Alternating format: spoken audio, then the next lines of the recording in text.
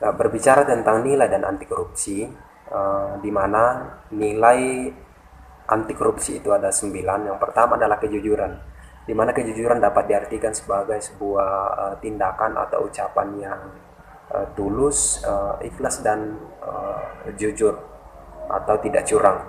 Nah, sebagai mahasiswa, salah satu contoh penerapan eh, nilai kejujuran itu sendiri misalnya ketika kita membuat tugas, ya di situ nilai kejujuran sangat diperlukan, di mana itu di situ tidak boleh melakukan misalnya plagiasi, memalsukan nilai dan sebagainya. Kemudian salah satu juga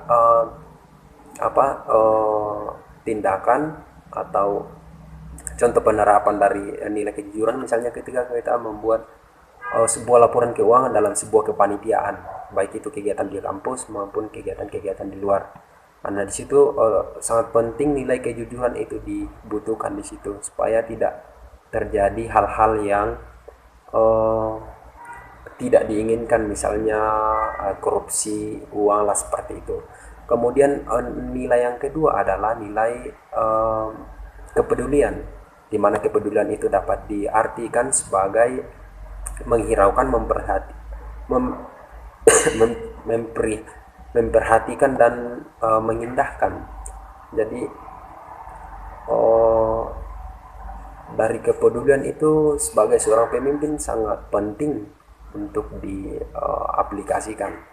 Nah, salah satu contoh penerapan kepedulian misalnya peduli terhadap eh, lingkungan kampus atau aturan-aturan yang berlaku di kampus. Nah, kemudian yang ketiga adalah nilai kemandirian, di mana mandiri dapat diartikan sebagai berdiri di kaki sendiri atau dalam artian tidak banyak bergantung kepada orang lain. Nah, dari situ seorang pemimpin sangat dituntut untuk bagaimana memiliki sikap atau nilai kemandirian itu, sehingga dalam proses kepemimpinannya itu boleh berjalan dengan baik dan seseorang yang dipimpin itu boleh diarahkan dengan baik. Nah, salah satu contoh penerapan sebagai mahasiswa tentunya untuk nilai kemandirian ini adalah misalnya dalam mengerjakan tugas. Nah, di situ kita sebagai mahasiswa sangat diharapkan untuk mengerjakan tugas itu dengan mandiri. Jadi tidak percaya kepada diri kita sendiri bahwa kan kita mampu untuk mengerjakan ini. Jadi kemudian salah satu juga contoh dalam penerapan kemandirian ini misalnya melaksanakan sebuah kegiatan misalnya. Jadi harus percaya diri bahwa kita mampu supaya kita dapat membuktikan bahwa kita bisa melaksanakan sebuah kegiatan ini meskipun kita sendiri, seperti itu. Oke, terima kasih atas kesempatan yang diberikan kepada saya. Saya akan melanjutkan yang termasuk nilai-nilai anti korupsi, yaitu nilai anti korupsi yang keempat, yaitu disiplin. Kalau kita berbicara tentang disiplin, berarti di balik itu ada sebuah peraturan yang telah dibuat atau telah disepakati. Disiplin ini adalah taat terhadap peraturan yang telah dibuat atau telah disepakati oleh sebuah lembaga atau kelompok organisasi. Contoh penerapan disiplin adalah misalnya dalam dunia kampus akan melakukan perkuliahan atau jadwal kuliahnya jam 7.30. Nah, kalau seseorang menerapkan nilai disiplin ini dalam dirinya, tentunya dia akan tepat waktu. Dia akan datang dan mengikuti perkuliahan dengan tepat waktu. Nilai-nilai anti korupsi yang kelima yaitu tanggung jawab. berbicara soal tanggung jawab berarti ada sebuah tugas atau beban yang diberikan kepada seseorang, baik itu seseorang atau kelompok, untuk melaksanakan sebuah pekerjaan. Misalnya dalam sebuah lembaga atau kelompok organisasi, ketika akan melakukan sebuah program kerja, di sana ada pembagian kelompok, ada pembagian tanggung jawab yang diberikan untuk dilaksanakan ke depannya.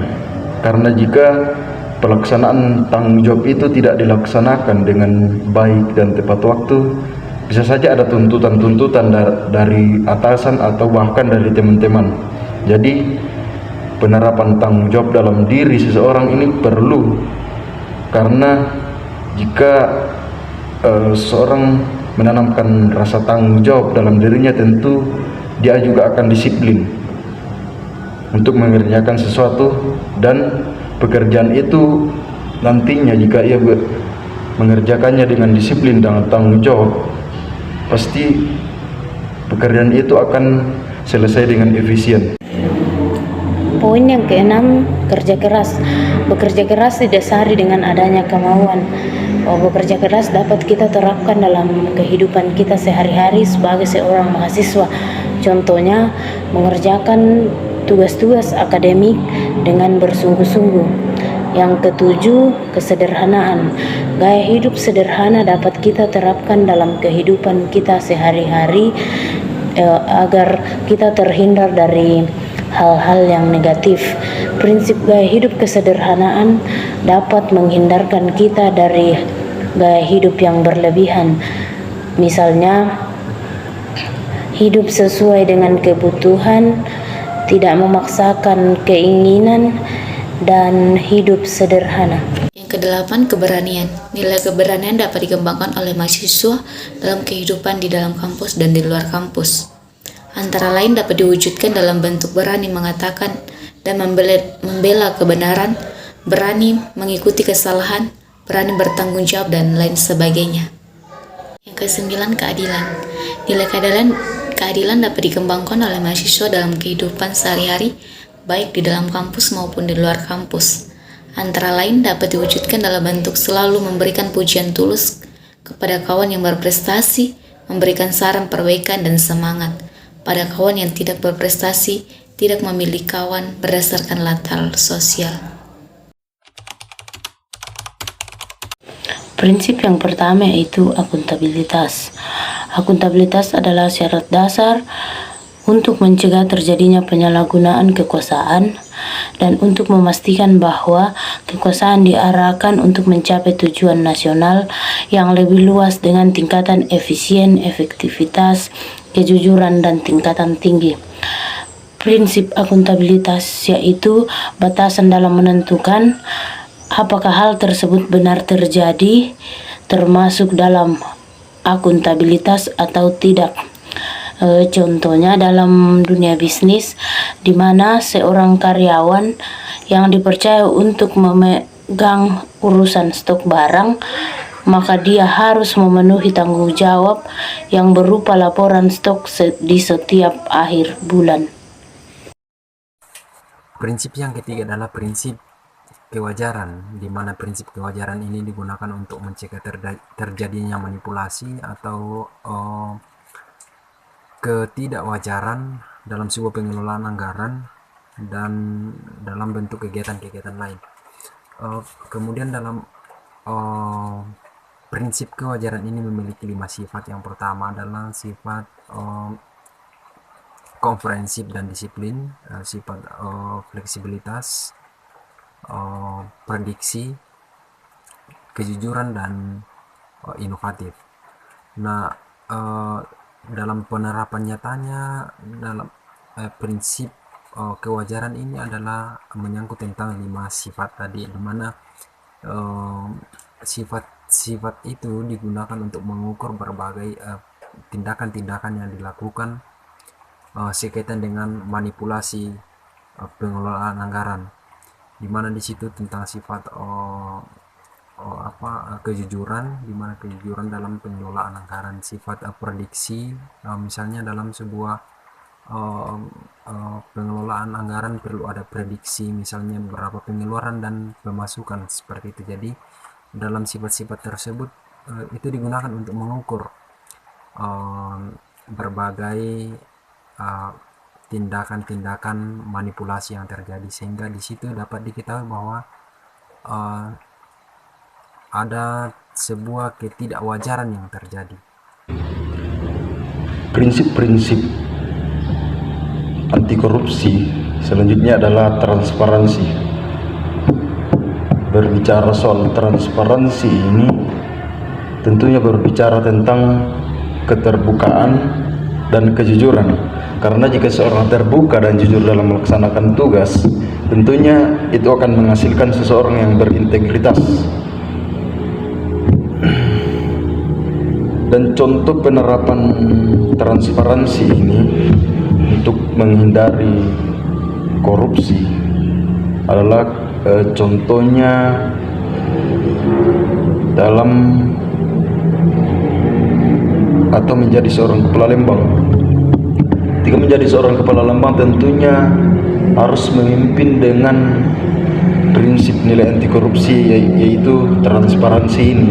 Karena jika ia transparan atau terbuka atau jujur dalam melaksanakan tugasnya, contohnya dalam soal berbicara soal dana, jika ia transparan atau terbuka, tentunya masyarakat yang ada di tempat itu akan suka sama kepemimpinan kepala lembang ini.